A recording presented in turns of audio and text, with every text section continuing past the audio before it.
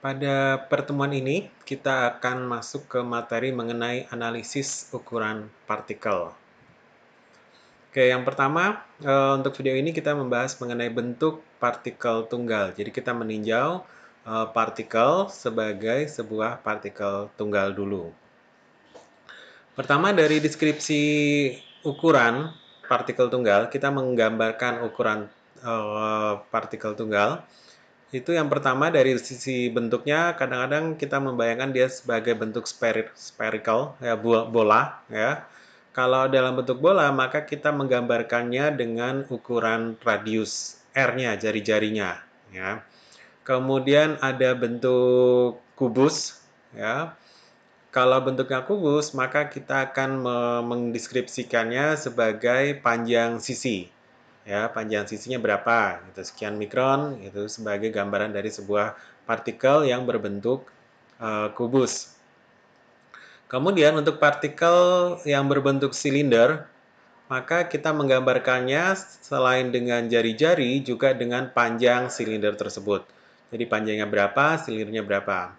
Sedangkan kalau dalam bentuk kotak gitu ya, ketiga sisinya berbeda, maka kita gambarkan sebagai panjang dari ketiga sisi. Nah, panjang, lebar, dan tingginya berapa, ya, kita gambarkan seperti itu. Kemudian kalau ada juga partikel yang berbentuk corong, ya. Kalau berbentuk corong itu kita menyebutnya adalah radius jari-jarinya, jari-jari yang paling besar, dan tingginya corong tersebut. Nah, misalkan ini bentuk-bentuknya, misalkan ini adalah bentuk spherical bola, ya, beberapa partikel yang berbentuk bola.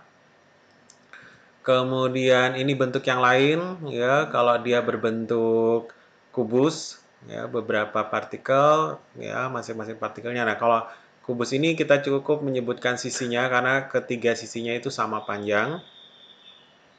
Ini kalau bentuknya silinder, kalau bentuk silinder tadi kita menyatakan jari-jarinya berapa, kemudian panjangnya berapa, ya, untuk menggambarkan partikel tunggal. Kalau partikel ini kelihatannya dia berpori juga, ya, mungkin agak berbeda juga nanti.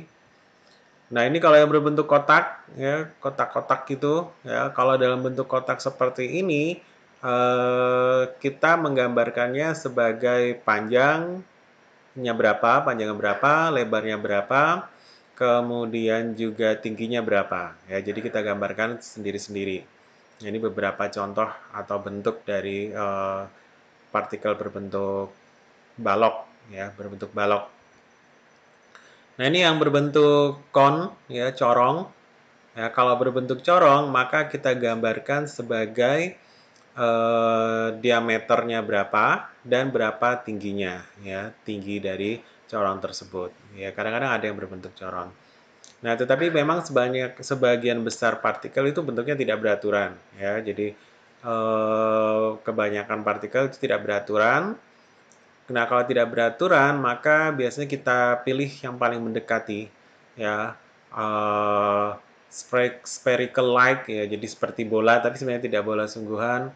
Kemudian juga kadang flat, ya, bentuknya flat, ya, flat-like, ya, jadi seperti flat, tapi mungkin bentuknya, kalau flat itu biasanya kita gambarkan juga dalam bentuk tipisnya, apa, tebalnya berapa, ya, dalam bentuk tebalnya.